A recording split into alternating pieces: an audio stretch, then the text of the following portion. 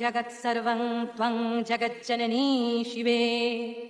महदाद्याणुपर्यन्तं यदित्सचराचरं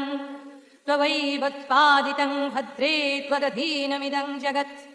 त्वमाद्या सर्वविद्यानम् अस्माकमपि जन्मभुक् त्वं जानासि जगत्सर्वं न त्वां जानाति कश्चन त्वं काली तारिणी दुर्गा षोडशी भुवनेश्वरी भूमावती त्वं बगला भैरवी छिन्नमस्तका त्वमन्नपूर्णा वाग्देवी त्वं देवी कमलालया सर्वशक्ति स्वरूपा त्वं सर्वदेवमयी तनु त्वमेव सूक्ष्मा स्थूला त्वं व्याप्तव्याप्तस्वरूपिणी निराकरापि सकारा कस्त्वं वेदित्वर्हति उपासकानां प्रातर्वं श्रेष्ठे